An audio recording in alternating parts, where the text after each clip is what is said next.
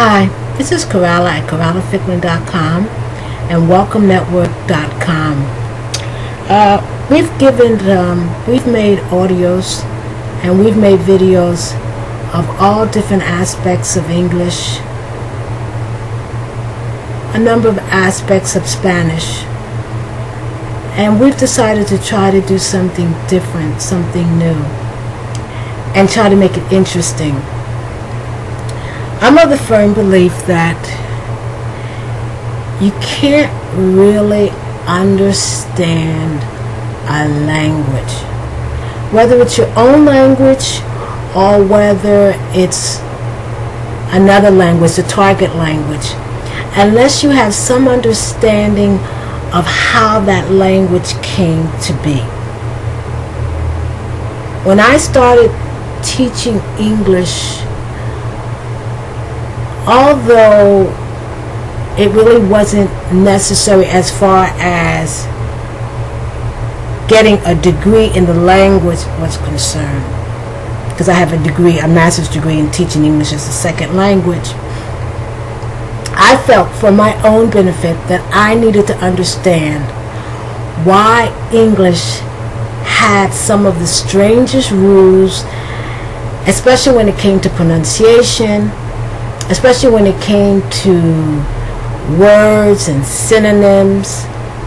And why is it, because it still is, why is it that there are, irregular verbs, where do they come from, and why are there regular verbs, and what's the difference, and why do the irregular verbs look the way they look in general, and the regular verbs look the way they look as far as their origin is concerned, so the etymology of words, of verbs. I also wanted to understand why would English be a Germanic language if it has so many Latin-based words? And what's this thing about prefixes and suffixes and roots, and why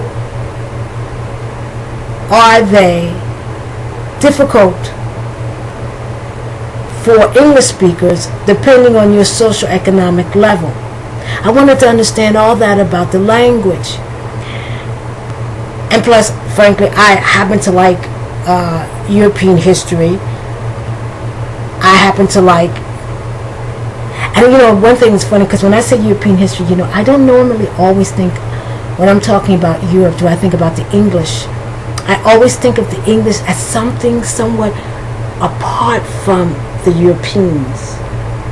They're the English, and there's the United Kingdom, and within the United Kingdom, they're the English, the Welsh,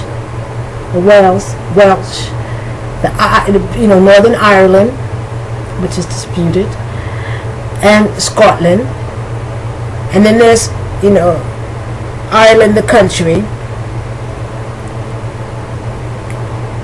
But when you talk about Wales, Scotland, Ireland, you're talking about Celtic languages, versus when you talk about England, you're talking about a Germanic language. But all of them are different from, the continental Europeans, when you're talking about the French or the Italians or the Spaniards or Portuguese.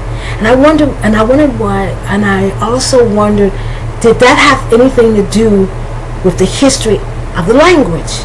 That somewhere in the back of my mind, I don't see the English, and when I'm talking about the English, I'm not talking about the whole UK. I'm talking about the English people versus the Irish versus the Scots versus the Welsh versus the that's it, right? The Scots, yeah. Why do I see them the way that I see them? So what I started to do, and I've been doing this for years and years and years, and looking at old books, newer books, the history of the English language, where did all this begin? How did it all begin? Why is English divided in very general terms into two languages. On one side you have the Germanic, on the other side you have the Latin base, but yet it's a Germanic language. But the educated, the people who have had the opportunity of schooling, they speak the least amount of the Germanic part of English, and most of their language is dominated by the Latin and Greek part, especially when you talk about the prefixes and suffixes and roots. Why did all this exist? Now I'm talking about my own language.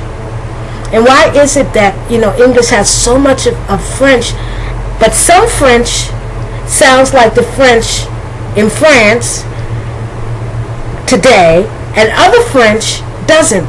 But yet, side by side, these are French words. So I wanted to understand all that.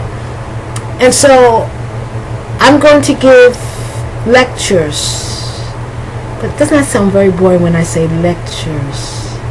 But I don't mean lectures in the sense that I sit up here and pontificate. I love that word, pontificate, on the English language. But what I'm talking about is understanding what I understand about the history of the English language, but coming to it from the perspective of curiosity. Understand the history of the English language so that you can understand better what it is to speak English. So this is not just for non-native speakers, nor is it just for native speakers. It's for anybody who wants to understand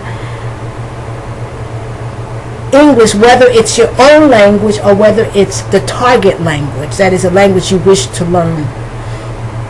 So in the next few weeks, that's what I'll be doing. The history of the English language. Let's see if I can make it interesting. You might want to see it. I don't know. Okay? So this is Coralla Ficklin at CorallaFicklin.com and WelcomeNetwork.com.